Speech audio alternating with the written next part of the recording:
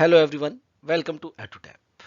Students, जैसे कि आप लोगों को पता है, रिवीजन सीरीज चली हुई है सेबी ग्रेड ए के लिए, जिसमें ऑलरेडी मैं 4 लेक्चर ले चुका हूं। आज हमारा 5वां लेक्चर है। लास्ट लेक्चर में मैंने आपको average and mixture and allegation का पार्ट 1 कराया था, जो कि आप लोगों ने बहुत पसंद किया था। अभी तक मैं लाइव क्लासेस ले रहा था आप लोगों के लिए, लेकिन अब कुछ टाइम के लिए मैं रिकॉर्डेड वीडियोस डालूंगा।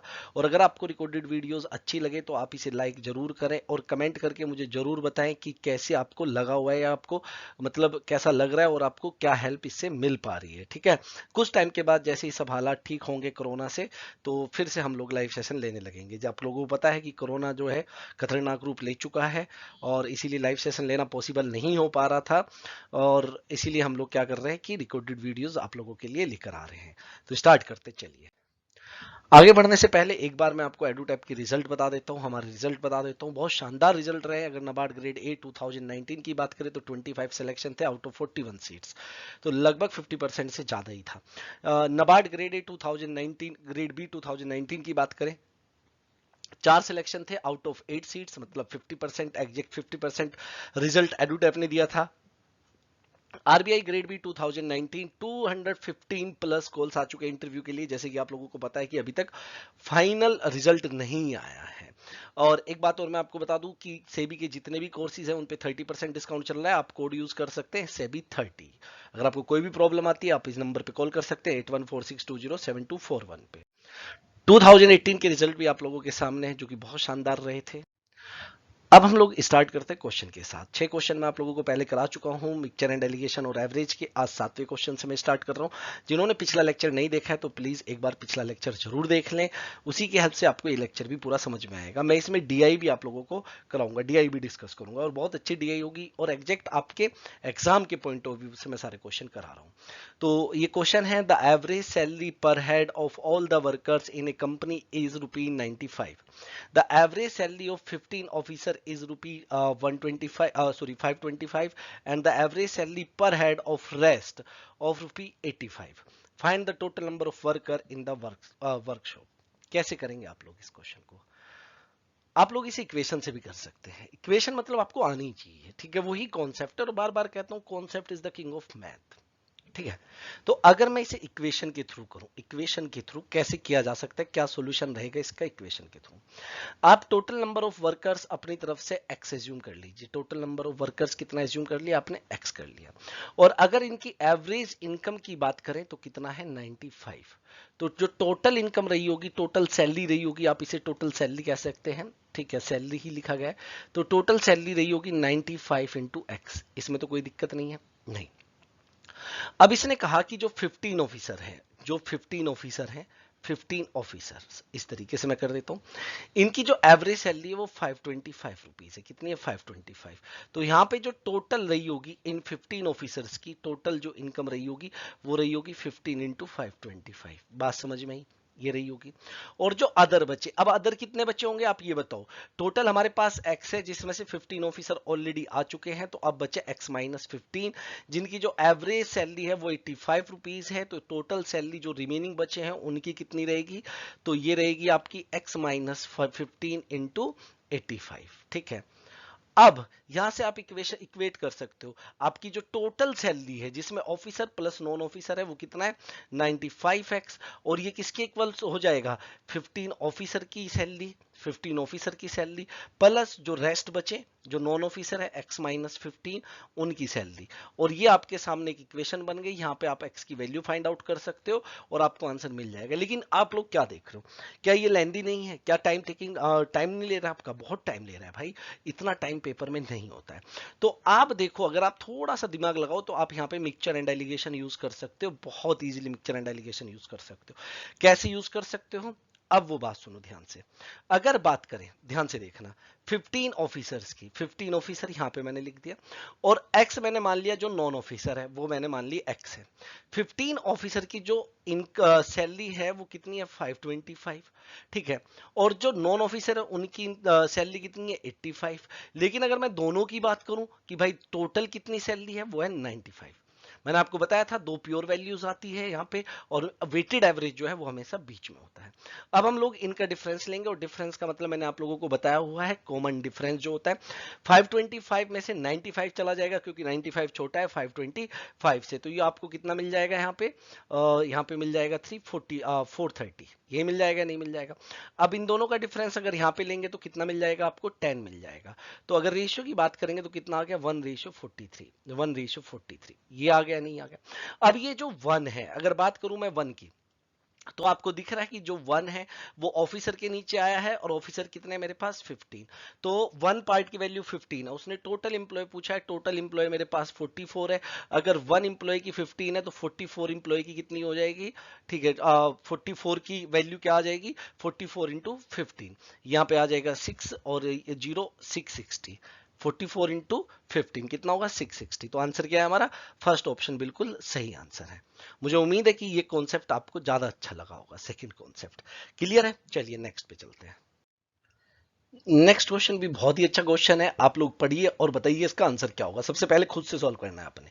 कह रहा है the average of batsman in some innings, कुछ इनिंग है उसकी, और जिसमें एवरेज दिया है 21.75, he score in next 3 inning 28, 34 and 37 runs respectively, therefore average increase by 1.125, find the number of inning played by him.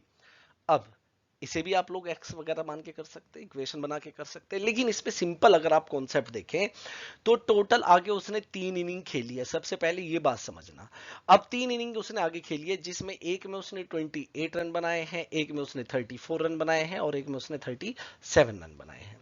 अब मैं ये कहता हूं कि आगे उसका पहले से एवरेज कितना चलता आ रहा है, 21.75 चलता आ रहा है।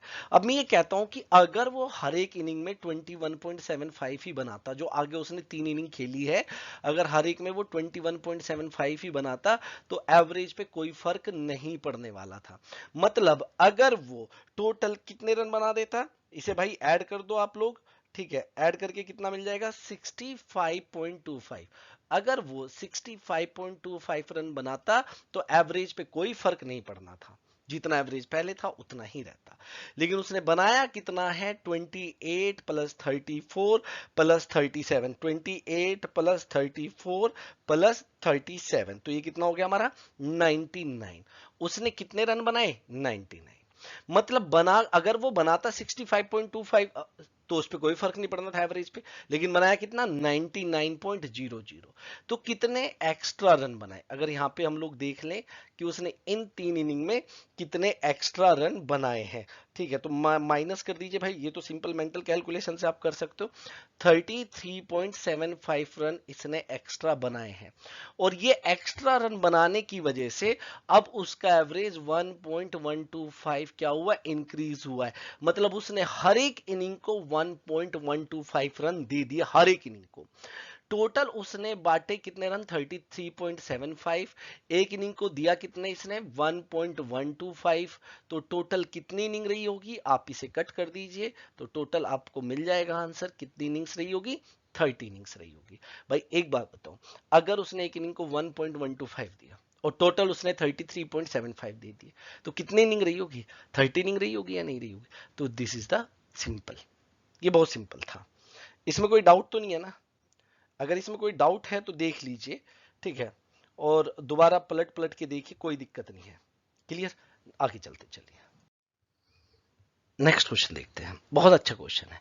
The average of 3 prime numbers lying between 47 and 74 is 191/3। The greatest possible difference between any 2 out of 3 prime numbers. अब देखो, पॉसिबल डिफरेंस जानना चाह रहे हैं, जहां पे पॉसिबल वर्ड यूज हो जाए वहां पे आपको अलग अलग केस के बारे में सोचना पड़ता है। पहली बात तो ये जो 3 प्राइम नंबर है ये 47 एंड 74 के बीच में लाई करते हैं, ठीक है, इस तरीके से बात समझना ध्यान से, ठीक है। मतलब ना तो वो 47 है ना ही वो 74 है, इन दोनों के बीच में कहीं है। क्लियर हो गई बात। 3 नंबर का जो एवरेज है, अगर 3 नंबर के एवरेज की बात करें तो वो 191/3 है।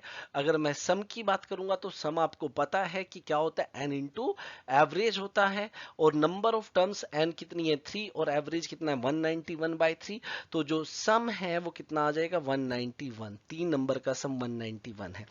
अब पॉसिबल की बात कर रहा है तो आप सोचो क्या कैसे कर सकते हो। अब आपको ये सोचना है कि 47 से जस्ट नेक्स्ट नंबर जो कि एक प्राइम नंबर होगा, जो कि क्या होगा, प्राइम नंबर होगा। 49 होता है, नहीं होता है। 50 होता है, नहीं। 51 नहीं होता है, तो क्या हो जाएगा 53। इससे जस्ट नेक्स्ट नंबर जो कि प्राइम नंबर होगा क्या होगा 53। 73 से 74 से जस्ट पहला नंबर जो कि प्राइम नंबर हो, प्राइम नंबर आप समझते हैं जो कि खुद से 1 से डिवाइड होता है, कितना हो जाएगा 73। अगर ये दो नंबर है और इनका सम करके 126 है, और अगर इस 126 को मैं 191 में से माइनस करूं तो मुझे तीसरा नंबर मिलना चाहिए, वो भी क्या होना चाहिए, प्राइम होना चाहिए। 1 मतलब यहां पे आ जाएगा 11 में से 6 गया तो 5। जिस नंबर के पीछे 5 आएगा वो कभी प्राइम नंबर नहीं होगा। अकेला 5 नंबर प्राइम होता है अगर अकेला 5 लिखा हुआ है, लेकिन अगर 5 जैसे 15, 25, 35 ये कभी प्राइम नंबर नहीं हो सकते। मतलब हमने ये दो नंबर गलत सोचे हैं, ये हमारा केस नहीं है। अब दूसरे केस के बारे में सोचते हैं। 53, ये तो 53 को तो मैं कांस्टेंट रख लेता हूं, चलिए। पहला नंबर 53। 73 से जस्ट पहला नंबर जो कि प्राइम नंबर होता है क्या होता है 71। अगर ये दो नंबर सही है तो इनका जो सम बनेगा 124। अगर मैं उसे 191 में से माइनस करूं तो मुझे तीसरा नंबर भी प्राइम नंबर मिलना चाहिए जो कि कितना है 67, और मुझे पता है कि 67 एक प्राइम नंबर होता है। मतलब अब मेरी कहानी सही बैठ गई है। मतलब 53 एक नंबर हुआ, दूसरा 71 हुआ, और तीसरा 67 हुआ। इसने पूछा पॉसिबल ग्रेटेस्ट डिफरेंस, तो अगर मैं इन दोनों के डिफरेंस की बात करूं तो कितना डिफरेंस है 14 का। अब मैं अगर इन दोनों के बीच के डिफरेंस की बात करूं तो कितने का डिफरेंस है 18 का, और अगर इन दोनों के डिफरेंस की बात करूं तो कितना है 4। तो ग्रेटेस्ट पॉसिबल डिफरेंस क्या 4 है, नहीं। क्या 14 है, नहीं। क्या है 18। तो 18 मेरा सही आंसर है। ये बहुत अच्छा क्वेश्चन था, मुझे उम्मीद है कि आप लोगों को समझ में भी आया होगा। नेक्स्ट, तो चलिए नेक्स्ट क्वेश्चन देखते हैं। ये काफी अच्छा क्वेश्चन है, थोड़ा सा बड़ा भी लग रहा होगा आपको देखने में, लेकिन है इजी, और यहाँ से बहुत सारे कॉन्सेप्ट आपको सीखने को मिलेंगे। अब जो भी आंसर पूछा है वो अप्रोक्सीमेट में निकालना है आपको। अप्रोक्सीमेट में ये मैं आपको थोड़ा सा बता देता हूँ, ठीक है। अब क्वेश्चन पढ़िए। 10 years ago the age of the member of a joint family of 8 people, कितने पीपल है 8 मेंबर है भाई उस फैमिली में, एडिड अप टू 231 ईयर्स। तो जो इनका टोटल है 8 जो मेंबर है उनकी टोटल एज है 10 साल पहले, वो 231 ईयर्स है। 3 years लेटर, मतलब 10 साल पहले से बात चल रही है। 3 years later one member died at the age of 60 years and a child was born during the same year. उसी टाइम पे, जिस टाइम पे एक मेंबर की डेथ हुई उसी टाइम पे एक दूसरा मेंबर घर में आया, चाइल्ड, ठीक है। अब आफ्टर अनदर 3 years, अगले 3 साल के बाद क्या हो रहा है, वन मोर मेंबर डाइड, एक बंदा और गया, अगेन एट 60, मतलब वो भी 60 ईयर्स का था, and a child was born during the same year. The current average of this 8 member joint family is nearest to, ये देखो लिखा है इज नियरेस्ट टू, ठीक है। चलिए अब होता क्या है, अब किस तरीके से इस क्वेश्चन को सॉल्व करते हैं। ये क्वेश्चन देखने में ऐसा लगेगा कि बहुत टफ है, लेकिन है बहुत इजी। आप इसके लिए पहले एक कहानी सुनो, एक एग्जांपल सुनो, तभी आपको समझ में आएगी सारी की सारी चीजें। बस एक एग्जांपल सुन लो फिर आपको क्लियर हो जाएगा। मैं कहता हूं कि 3 लोग हैं, ए, बी और सी। इनके पास टोटल 90 रुपीज है, मैं कह देता हूं 90 रुपीज है। तो इनका जो एवरेज है वो कितना होगा 30। हम मान लेंगे ए के पास भी 30 है, बी के पास भी 30 है, और सी के पास भी 30 है। इसमें तो कोई दिक्कत नहीं है। अब मैं कहता हूं कि जो थर्ड फ्रेंड है, इनका तीसरा दोस्त है सी, ये चला जाता है, ये चला जाता है अपनी 30 रुपीज लेकर, और इसकी जगह एक बंदा आता है डी, और जो डी आता है वो 0 रुपीज लेकर आता है। इसमें एक एंट्री हुई डी की, और डी जो है वो 0 रुपीज लेकर आया। अब क्या हुआ, अब आपके पास 3 बंदे हैं, ए, बी और डी, और टोटल आपके पास 60 रुपीज है।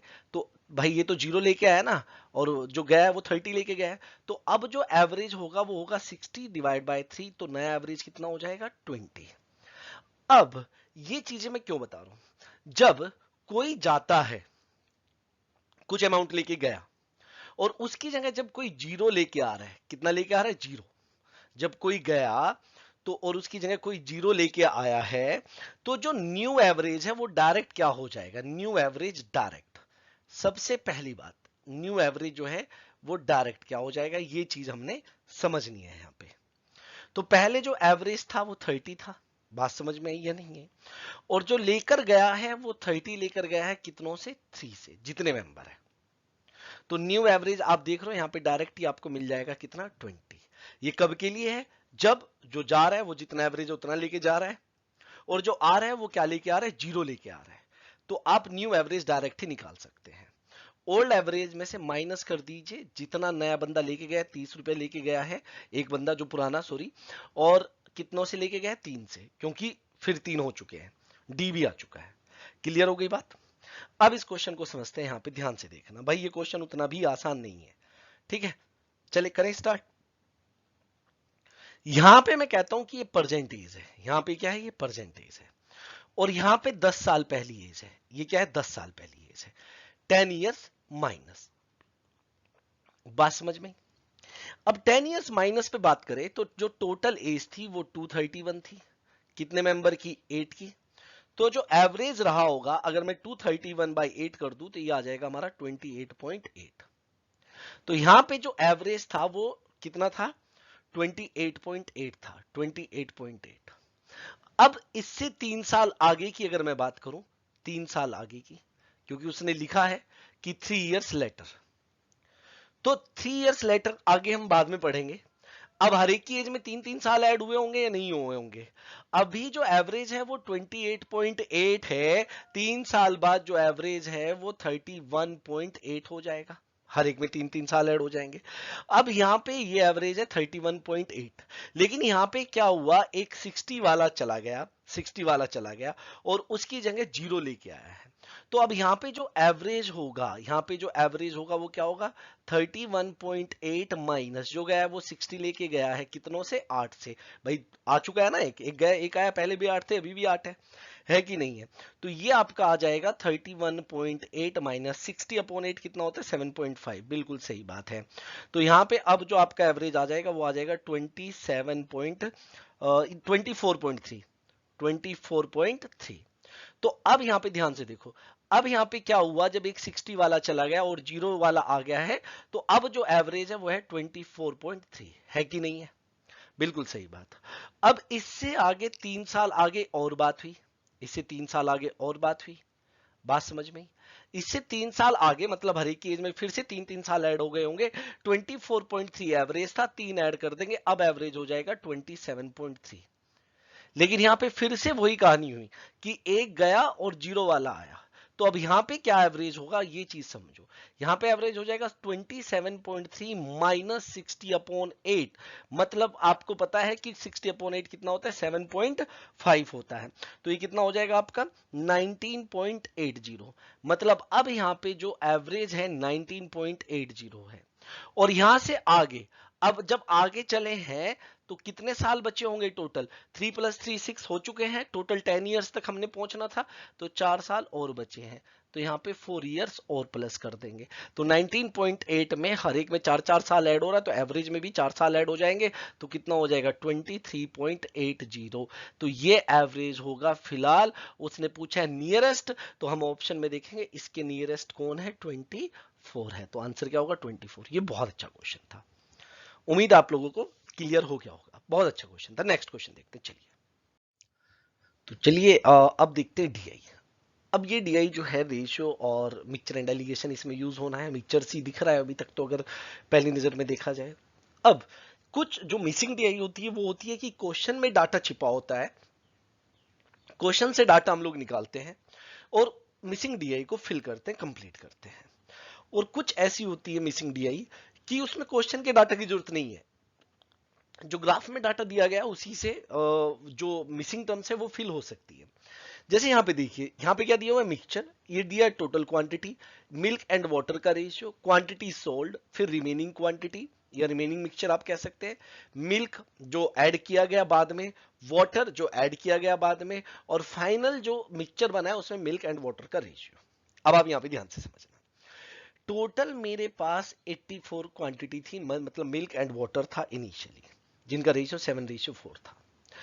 अब रिमेनिंग बचा मेरे पास 60, रिमेनिंग क्या बचा मेरे पास, यहाँ पे देखिए 60, इसका मतलब बेचा कितना गया होगा, 84 में से 60 माइनस कर दो, 24 बेचा गया होगा, इसमें कोई डाउट नहीं है।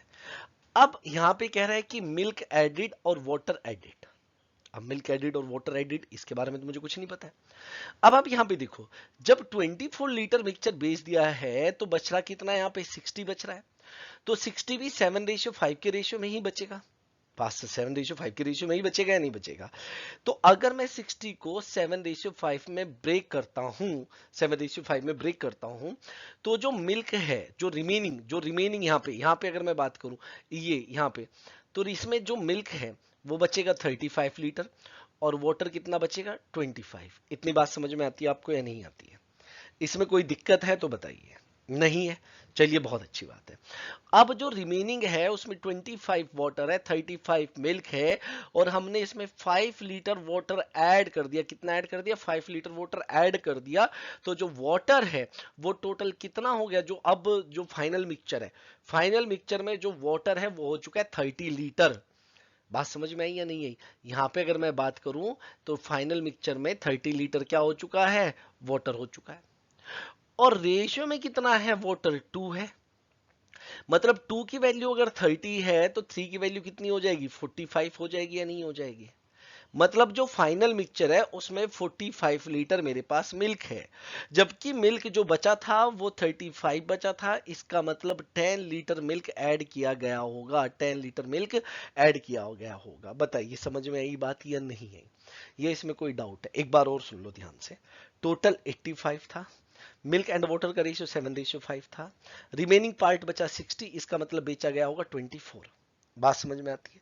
अब ये 60 भी 7:5 में ही बचा होगा, मतलब 7:5 में ब्रेक करेंगे तो 35 मिल्क आ जाएगा, 25 वाटर आ जाएगा, कोई दिक्कत इसमें नहीं है। आगे की अगर बात करें तो 5 लीटर इसमें वाटर ऐड किया गया, ऑलरेडी 25 था, मतलब फाइनल जो मिक्सचर है उसमें 30 लीटर वाटर हो चुका है। फाइनल जो रेशियो दिया गया है वो 3:2 है, मतलब 2 पार्ट वाटर के 3 पार्ट मिल्क के, 2 पार्ट 30 के इक्वल है, 3 पार्ट 45 के इक्वल हो जाएगा। मिल्क फाइनल मिक्सचर में 45 है, मतलब रिमेनिंग बचा था 35, इसका मतलब 10 लीटर ऐड किया गया है। अब देखो, ए को हमने फिल कर दिया या नहीं कर दिया, आप इसी तरीके से अगर चाहते हो तो बी को भी फिल कर सकते हो।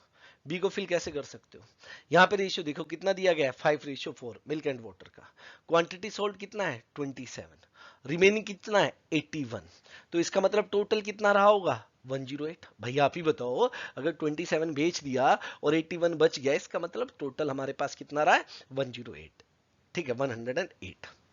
क्लियर हो गई बात आपको, इसमें कोई डाउट नहीं है। हालांकि इसकी हमें कोई जरूरत थी नहीं, मतलब लेकिन हो सकता है कि जरूरत पड़ जाए, कोई दिक्कत नहीं है। अब आगे देखो क्या कह रहा है, अब मेरे पास रिमेनिंग बचा है 81, ये 81 5:9 में ही बचा होगा, अगर 5:4 में, सॉरी, अगर 5:4 में मैं इसे ब्रेक कर दूं तो मिल्क आ जाएगा 45, और जो वाटर है वो कितना आ जाएगा 36। बात समझ में आ रही है। अब मैंने 5 लीटर मिल्क ऐड कर दिया, मेरे पास टोटल कितना था 45, 5 मैंने ऐड कर दिया, तो अब मेरे पास जो मिल्क है फाइनली कितना रह गया 50। रेशियो में कितना है 5 फाइनल मिक्सचर में, लेकिन क्वांटिटी में 50 है, 5 की वैल्यू 50 है तो 4 की वैल्यू 40 हो जाएगी। मतलब फाइनली अगर बी की बात करें तो वाटर 40 है, जबकि वाटर यहाँ पे रिमेनिंग बचा था 36, इसका मतलब कितना ऐड किया गया होगा 4 ऐड किया गया होगा। इसी तरीके से आप पूरा भर सकते हैं, पूरा फिल कर सकते हैं। बात समझ में आ रही है या नहीं आ रही है, बताओ इसमें कोई डाउट अभी तक, मुझे नहीं लगता कि अभी तक इसमें कोई भी डाउट आपको होगा। ऐसे आप सी को भर सकते हो, ऐसे डी को, ऐसे ही सबको भर सकते हो। क्वेश्चन देखते हैं, क्वेश्चन के साथ साथ भरते हुए चलते हैं। अब जो पहला क्वेश्चन है वो क्या दिया हुआ है, quantity of milk in the final mixture A is what percent of the amount of water in the final mixture of B. ठीक है, पूछ रहा है कि मिल्क की क्वांटिटी फाइनल मिक्सचर ए में कितना परसेंट है टोटल अमाउंट किसका, वाटर का, कहां पे, मिक्सचर बी में। अभी हमने क्या निकाला कि भाई बी में अगर आपको याद हो तो टोटल वाटर कितना निकाला था, 40। और ए में अगर आपको याद हो फाइनली कितना निकाला था, अगर याद हो आपको, तो ये हमने निकाला था 3 की वैल्यू कितनी, 45। तो ये जानना चाहता है कि 45 इज व्हाट परसेंट ऑफ 40, ये सारा डाटा हम लोग निकाल चुके हैं, इनटू 100 कितना आ जाएगा, 112.5%। This is the right answer. Clear है? चलिए बहुत अच्छी बात, आगे चलते हैं। अब हम लोग नेक्स्ट क्वेश्चन देखते हैं। Find the respective ratio of amount of milk in final mixture C and amount of water in final mixture D. मतलब सी के फाइनल मिक्सचर में मुझे मिल्क चाहिए और डी के फाइनल मिक्सचर में मुझे वाटर चाहिए, और ये निकालना आपके लिए बहुत ही इजी है। कैसे? ये रहा सी, टोटल 96 है, 5:3 है, 24 हम यहां से सेल कर चुके हैं। अगर हमने 24 सेल कर दिया तो हमारे पास रिमेनिंग कितना बचा, 72 बचा या नहीं बचा। अब 72 भी 5:8 में ही 5:3 में ही होगा। अगर 72 को मैं 5:3 में ब्रेक करूंगा तो कितना आ जाएगा, 45 मिल्क एंड 27 वाटर। ये मैं लिख देता हूं। तो रिमेनिंग में 45 तो मिल्क है एंड 27 वाटर है। अब 3 लीटर वाटर ऐड किया गया, टोटल पहले 27 था, 3 ऐड किया तो 30 हुआ। मतलब 1 पार्ट की वैल्यू फाइनली कितनी हो गई, 30। तो 2 पार्ट की वैल्यू कितनी हो जाएगी, 60। तो फाइनली जो मिल्क है वो कितना रह गया, 60। अब डी में कहता है वाटर बताना है, मैंने डी में क्या बताना है, वाटर बताना है। टोटल मेरे पास कितना था, 78, जो कि मैं बेच चुका हूं कितना, 39। तो अगर मैं रिमेनिंग की बात करूंगा तो रिमेनिंग मेरे पास कितना बचा, 39। और किस रेशियो में, 7:6 में, है कि नहीं है? अगर मैं 39 को 7:6 में ब्रेक करता हूं तो आप मुझे बताइए कि आपको मिल्क कितना मिलेगा, 21, और वाटर कितना मिलेगा, 18। अब फाइनली मुझे चाहिए वाटर। अब मिल्क 21 था, 9 ऐड किया गया तो फाइनल मिक्सचर में मिल्क कितना हो गया, 30। यहां पे देखो 3 की वैल्यू अगर 30 है तो 2 की वैल्यू कितनी हो जाएगी, आप देखिए 20 हो जाएगी या नहीं हो जाएगी। तो ये वाटर आ गया फाइनली 20, किसमें, डी में। तो अब ये मेरे से जानना चाहता है टोटल कितना, रेशियो कितना आ गया, 3:1 आंसर। देखो हम साथ साथ में टोटल क्वांटिटी भी निकालते हुए चल रहे हैं, ऐसा नहीं, फाइनल जो फाइनल टोटल क्वांटिटी है वो भी निकालते हुए चल रहे हैं। अगर आपको याद हो तो यहाँ पे हमने निकाला था 75/45 एंड 30। अगर आपको याद हो तो यहाँ पे हमने क्या निकाला था, 90। यहाँ पे टोटल कितना आ गया, ये 90, और यहाँ पे कितना आ गया, 50 टोटल। इसी तरीके से यहाँ पे भी टोटल, यहाँ पे भी टोटल हम निकाल ही सकते हैं इजीली। मैं ये कह रहा हूं कभी क्वेश्चन में आगे जरूरत पड़ी तो उसमें कंफ्यूज नहीं होना भाई। चलिए नेक्स्ट क्वेश्चन की बात करते हैं। तो ये देखने में बड़ा सा है लेकिन है easy. Another mixture H, H है कोई, एच हमें ग्राफ में नहीं दिया गया लेकिन इसके बारे में डाटा देखते हैं क्या है। contains amount of milk equal to 20% more than that of milk in final mixture E। final mixture कहा गया है, इस चीज का ध्यान रखना। water equal to 40% more than the amount of water in the final mixture of E। find the difference between total quantity of final mixture H and quantity of mixture E, quantity of mixture E, और ये कहा गया है H, इनका difference बताना है हमें। चलिए ठीक है, फाइनल क्वांटिटी का कोई बात नहीं है, अभी देखते हैं।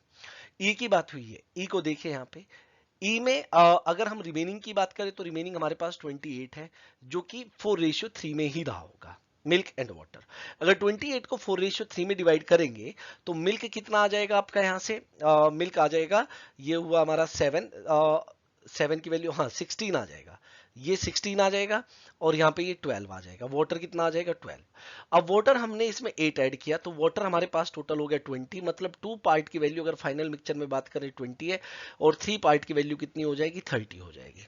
तो मतलब मैंने ई का, अगर ई की बात करें तो ई में मैंने मिल्क भी निकाल लिया, मिल्क कितना हो गया, 30 लीटर। और अगर वाटर की बात करें तो वाटर हो गया मेरा 20 लीटर। अब अगर एच की बात करें, एच की, एच में जो मिल्क है वो 30 से 20% ज्यादा है, और 30 का 20% 6 होता है। तो 6 ज्यादा है तो कितना हुआ, 36। और वाटर 40% ज्यादा है, 20 का 40% 8 होता है, ये आपको पता है। तो वाटर कितना हो गया, 28। अब अगर मैं फाइनल इनकी टोटल क्वांटिटी देखूं तो कितनी हुई 64, और ई की जो फाइनल मिक्सचर फाइनल क्वांटिटी कितनी हो गई टोटल, ये हो गई 50। अब मुझे 64 और 50 का डिफरेंस बताना था, जो कि बहुत सिंपल है, कितना हो गया 14। तो 14 बिल्कुल सही आंसर है। नेक्स्ट देखते हैं 14 कौन सा ऑप्शन है, सेकंड ऑप्शन। नेक्स्ट क्वेश्चन कह रहा है find the sum of quantity of milk in the final mixture. देखिए स्टूडेंट्स, ये बहुत आसान सा क्वेश्चन है, और फाइनल मिक्सचर में जो मिल्क है, मतलब आपने ए का, बी का, C D E F G, इन सब में फाइनल मिक्सचर में क्या निकालना है, मिल्क निकालना है, और सबको ऐड कर देना है। तो ये मैं आपको सॉल्व करके नहीं बता रहा हूं। अगर आपको पेपर में लगे कि ये बहुत ज्यादा टाइम ले रहा है तो आप इसे सॉल्व मत करिए। टाइम ज्यादा नहीं लेगा, क्योंकि आप already A B C D का लगभग निकाल चुके हो, और ई का भी अभी आपने निकाला था। तो एफ और जी का आपको निकालना है, तो आप इजीली निकाल सकते हैं। तो इस पे मैं आपका टाइम खराब नहीं करूंगा, ये क्वेश्चन आप खुद से सॉल्व करके देखना। नेक्स्ट क्वेश्चन देखते हैं क्या कह रहा है। A mixture K contains amount of milk equals to 25% more than the amount of milk in final mixture G। ठीक है, जी की बात हो रही है यहाँ पे। And amount of water equals to 10% less than the amount of water in the final mixture of C. देखो, सी में हम लोग ऑलरेडी निकाल चुके हैं। अगर आपने देखा था कि वाटर कितना था 30, मिल्क 60 था, ये हम निकाल चुके हैं।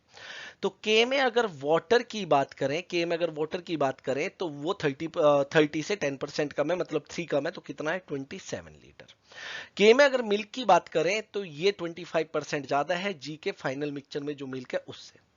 जी में जो है टोटल 34 हमने सेल किया है, टोटल 136 था, तो रिमेनिंग बचा 102, जो कि 9:8 में ही रहा होगा।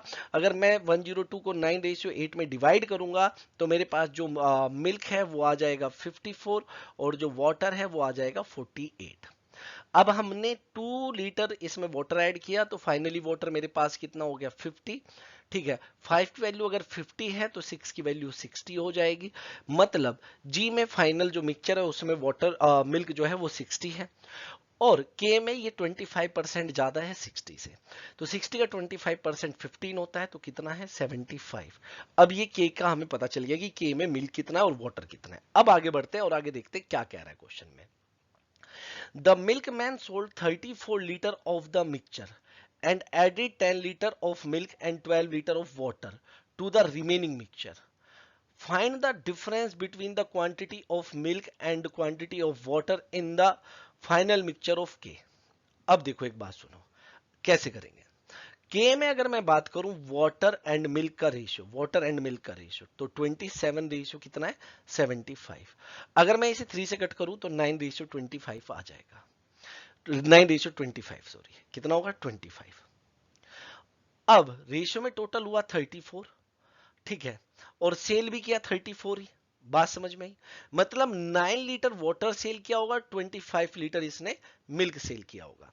तो अब जो फाइनली मिल्क मेरे पास बचेगा वो बचेगा 75 माइनस 25, मतलब 50 लीटर बचेगा। और जो वाटर बचना है वो कितना बचेगा 27 माइनस 9, 18 लीटर मेरे पास क्या बचेगा, वाटर बचेगा।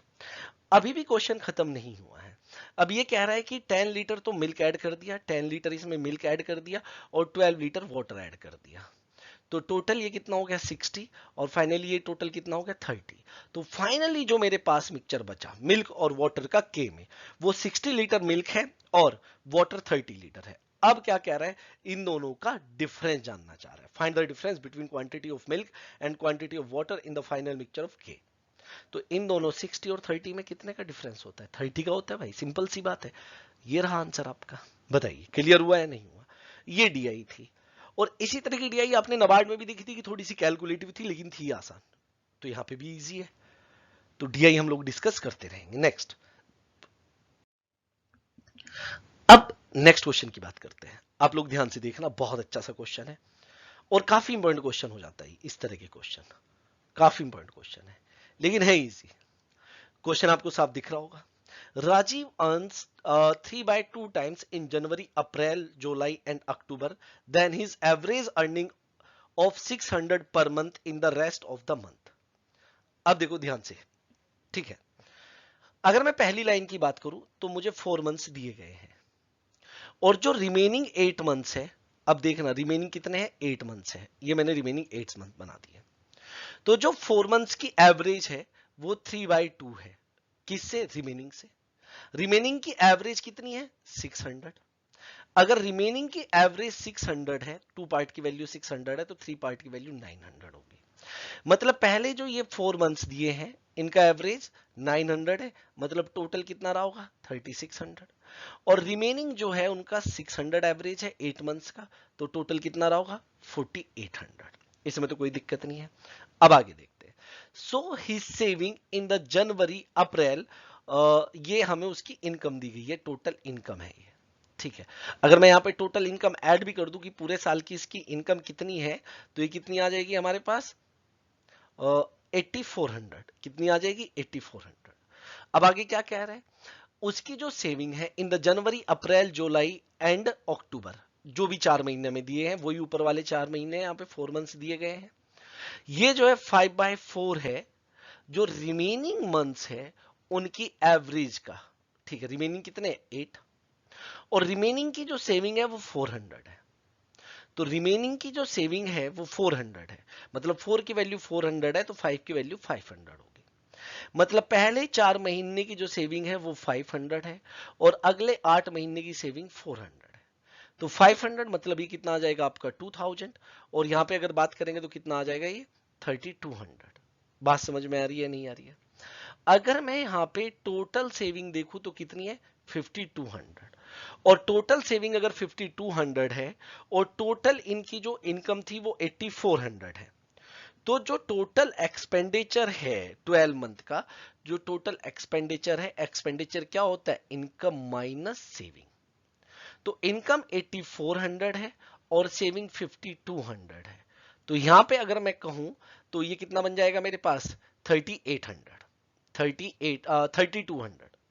3200 जो है वो मेरे पास टोटल एक्सपेंडिचर आ गया। कितने मंथ का 12 मंथ का। तो एवरेज कितना हो जाएगा अगर एवरेज की बात करेंगे, तो 3200 डिवाइड बाय 12।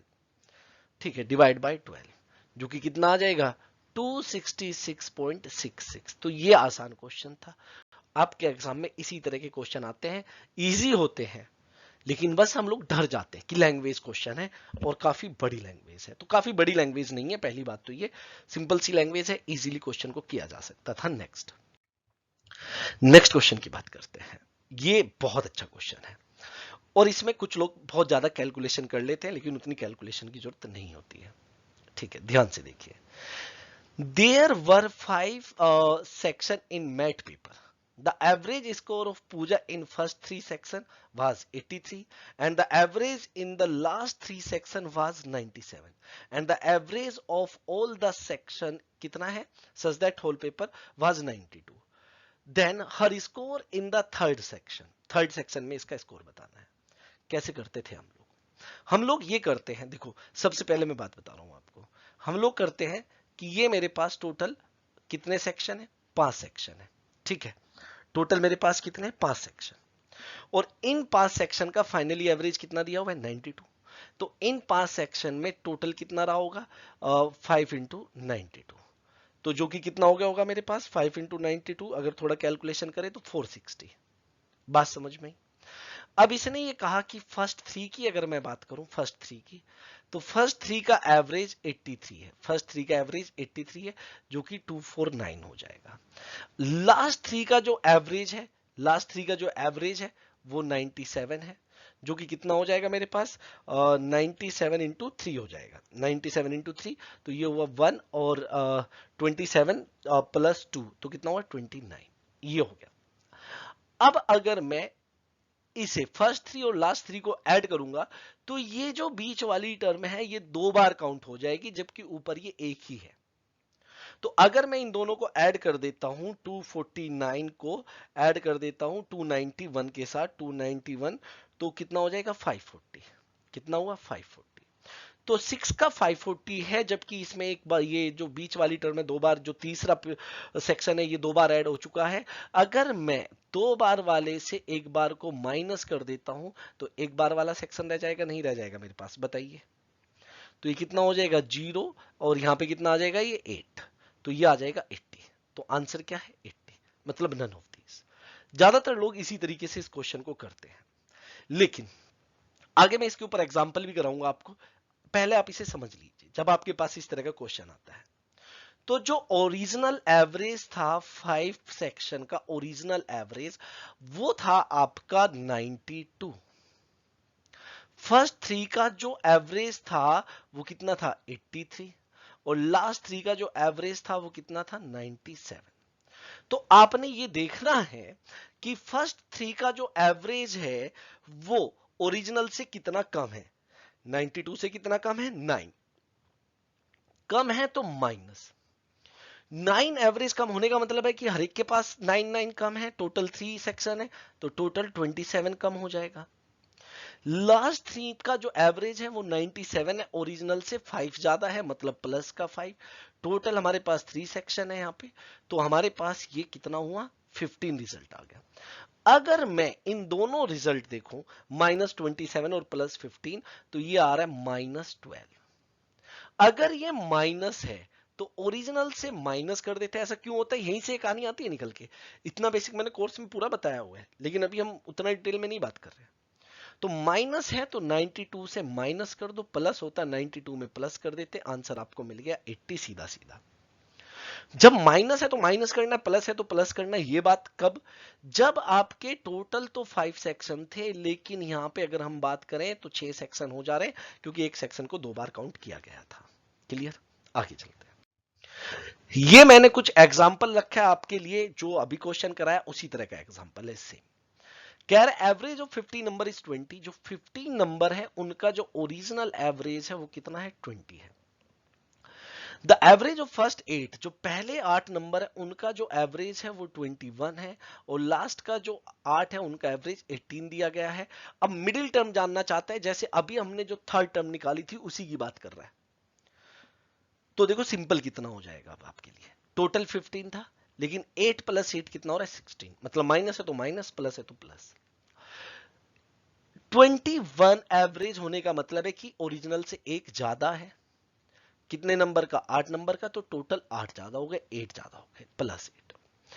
बाद में हम देखें ओरिजिनल से 2 कम है, क्योंकि 18 है, ओरिजिनल 20 है, कितनों का 8 का, तो कितना आ गया रिजल्ट -16। इन दोनों का रिजल्ट देखेंगे तो -8 आ रहा है, और -8 आ रहा है तो ओरिजिनल से माइनस कर दो, प्लस होता तो ओरिजिनल में प्लस कर देते। ये आ गया 12। इसका मतलब जो मिडिल टर्म है वो क्या है 12 है। नेक्स्ट यहां पे देखिए, the average of 11 number is 30। कितना है 30। Out of them the average of first six का जो एवरेज है वो कितना है 32, और लास्ट 6 का जो एवरेज है वो कितना है 29। मिडिल टर्म जानना चाह रहा है। फिर टोटल टर्म्स हमारे पास 12 थी ओरिजिनली, लेकिन 6 एंड 6 कितना 11 थी, और 12 हो जा रही है, मतलब एक टर्म 2 बार आ रही है, मतलब प्लस है तो प्लस, माइनस है तो माइनस। पहले यहां पे देखिए ओरिजिनल से 2 ज्यादा है, टोटल 6 नंबर है, तो टोटल 12 ज्यादा रहा होगा। एवरेज ज्यादा होने का मतलब हर एक का ज्यादा, एवरेज कम होने का मतलब हर एक का कम। ओरिजिनल से एक कम है तो हर एक का एक एक कम रहा होगा, तो 6 नंबर है तो टोटल 6 कम रहा होगा। यहां पे हम लोग देखें तो रिजल्ट +6 बन रहा है, +6 बन रहा है तो ओरिजिनल में प्लस कर दीजिए, माइनस बन रहा होता तो ओरिजिनल से माइनस कर देते। Answer will be 36। अब इस क्वेश्चन को आपने खुद से सॉल्व करना है, खुद से सॉल्व करना है भाई, ठीक है। यहां पे the average of 9 number is 18 है भाई, कितना 18। तो 9 नंबर का जो एवरेज है वो 18 है, फर्स्ट 4 का जो एवरेज है वो 17 है, और लास्ट 4 का जो एवरेज है वो 20 है। अब आप यहां पे एक बात ध्यान से देखो, टोटल नंबर आपके 9 है, लेकिन 4 एंड 4 कितना हो पा रहा है 8, मतलब एक टर्म को हम काउंट नहीं कर रहे, बीच वाली को। पकड़ रहे हो बात। तो यहां पे क्या होगा कि अगर रिजल्ट प्लस है तो माइनस करेंगे, माइनस है तो प्लस करेंगे, फाइनल में जाके फाइनल स्टेप। बाकी तो कहानी ऐसे ही चलेगी। ओरिजिनल से एक कम है एवरेज, टोटल 4 नंबर है तो 4 कम रहा होगा। ओरिजिनल से 2 ज्यादा है एवरेज, टोटल 4 है तो 4 8 ज्यादा रहा होगा। फाइनली हम इनका रिजल्ट देखेंगे तो +4 आएगा, लेकिन एक टर्म को काउंट नहीं किया गया। अगर प्लस है तो माइनस कर देंगे, और माइनस है तो प्लस कर देंगे, तो आंसर आपका 14 आपको मिल रहा है।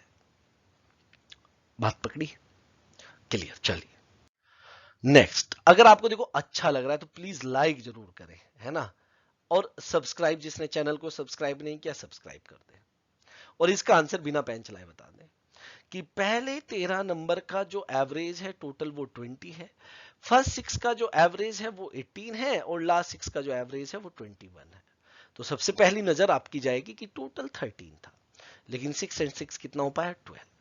और ये क्वेश्चन सिर्फ इसी लैंग्वेज में नहीं आते, अभी एक लैंग्वेज का दूसरा क्वेश्चन मैंने सबसे पहले कराया था आपको, उस लैंग्वेज में भी आते हैं।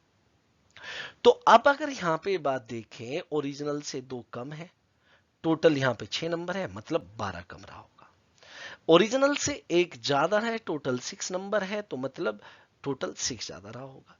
फाइनल रिजल्ट देखें तो माइनस का 6 बन रहा है, और मैं बता चुका हूं आपको कि अगर माइनस है तो ओरिजिनल में प्लस करेंगे, और प्लस है तो ओरिजिनल से माइनस कर देंगे, तो आंसर विल बी 26। क्लियर है बात आपको? चलिए आगे चलते हैं। तो स्टूडेंट्स, आज की क्लास को इतना ही रखते हैं। अच्छा, आपका सेबी का एग्जाम थोड़ा डिले हो चुका है, ये तो आपको भी पता है ना। अब जैसे मैं average and mixture and allegation करा रहा था, average and mixture and allegation साथ में करा रहा था, ये बहुत डिटेल में कराया जा सकता है, बहुत डिटेल में, लेकिन मुझे लग रहा आप सबको पता था कि पेपर थोड़ा जल्दी होगा, तो इसीलिए हम थोड़ा सा आपका रिवीजन टाइप करा रहे थे। तो मुझे कमेंट में जरूर बताना अगर आप चाहते हो कि मैं बेसिक से पढ़ाऊं और बताऊं कि एवरेज क्या होता है, कैसे काम करता है, क्यों कॉन्सेप्ट बने हैं, बिल्कुल बेसिक, तो आप मुझे कमेंट में जरूर बताएं। अगर आप कमेंट में लिखेंगे कि बिल्कुल बेसिक से बताओ, तो मैं बिल्कुल बेसिक से बताऊंगा, बहुत नई नई चीजें बताऊंगा। अगर आप मुझे टाइम दोगे तो मैं बहुत नई नई चीजें बताऊंगा, यकीन मानिए उतनी नई चीजें शायद ही कभी देखी होगी। तो मुझे कमेंट में ये बात जरूर बताइए, फिर मैं आपको बेसिक से पढ़ाना स्टार्ट करता हूँ, क्योंकि अभी टाइम बहुत ज्यादा है, और 3 लेक्चर पर वीक मेरे रहते हैं, आप लोगों को पता है 3 लेक्चर पर वीक रहते हैं, तो हम लोग बेसिक से पढ़ना स्टार्ट कर देंगे। क्लियर है आपको? तो चलिए स्टूडेंट्स, यहीं तक की आज कहानी रखते हैं, अपना ख्याल रखिए, हम लोग भी अपना ख्याल रख रहे हैं, इसीलिए घर से ही रिकॉर्डेड लेक्चर आप लोगों के लिए बना रहे हैं। जल्दी ही सब कुछ ठीक होगा और फिर से हम लोग लाइव सेशन लेंगे, तो घबराने वाली बात नहीं है, आपको काफी टाइम मिल गया है, उस टाइम में आप अपनी अच्छी तैयारी करिए, कंपटीशन जरूर बढ़ेगा, बिल्कुल, ठीक है, लेकिन उसी हिसाब से आप अपनी मेहनत रखिए। आप सभी का बहुत बहुत धन्यवाद, आप लोग मेरे साथ जुड़े रहे, thank you so much, happy learning.